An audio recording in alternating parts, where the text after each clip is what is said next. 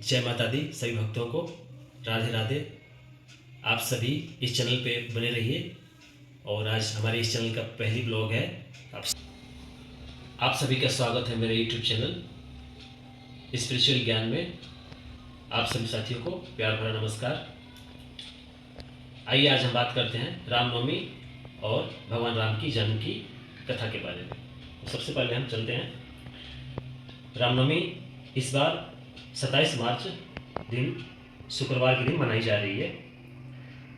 प्राचीन समय में अयोध्या नगरी में राजा दशरथ राज्य करते थे। वो एक महान धर्मपरायण और प्रजावत्सल राजा थे, लेकिन उनकी कोई संतान नहीं थी। संतान न होने के कारण बहुत दुखी रहते थे।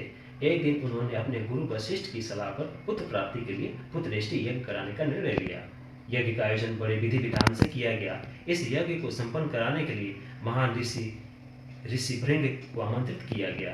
यज्ञ के अंत में अग्निदेव प्रकट हुए और उन्होंने राजा दशरथ को खीर से भरा एक दिव्य पात्र दिया।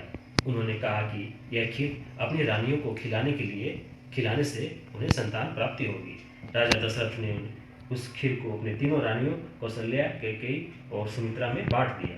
कुछ समय बाद तीनों रानियों ने गर्भ धारण किया। चैत्र मास के शुक्ल पक्ष की नौमी तिथि को दोपहर के समय माता कौशल्या ने एक दिव्य पुत्र को जन्म दिया। यह बालक कोई साधारण नहीं बल्कि स्वयं भगवान विष्णु का 7वां अवतार भगवान राम का था। भगवान राम के जन्म के समय अयोध्या में अद्भुत आनंद का वातावरण था। चारों ओर उत्सव मनाया गया। देवताओं ने पुष्प वर्षा की और आकाश में मंगल ध्वनियां गूंज उठी। इसी प्रकार कैकेयी ने भरत और सुमित्रा ने लक्ष्मण व शत्रुघ्न को जन्म दिया। भगवान राम बचपन से ही अत्यंत तेजस्वी, विनम्र और धर्मनिष्ठ थे। उन्होंने अपने गुरुओं से शिक्षा प्राप्त की और शास्त्र तथा शस्त्र दोनों में निपुण बने। वे सदैव सत्य और धर्म के मार्ग पर चलते थे। उनके आदर्श चरित्र के कारण उन्हें मर्यादा पुरुषोत्तम कहा जाता है। भगवान राम का जन्म केवल एक राजकुमार के रूप में ही नहीं बल्कि धर्म की स्थापना और अधर्म के विनाश के लिए हुआ था। आगे चलकर उन्होंने राक्षसों का संहार किया और विशेष रूप से रावण जैसे अत्याचारियों का अंत कर संसार को अन्याय से मुक्त किया। रामनवमी का यह पावन पर्व हमें सिखाता है कि जीवन में सत्य, धर्म, मर्यादा और कर्तव्य का पालन कितना आवश्यक है।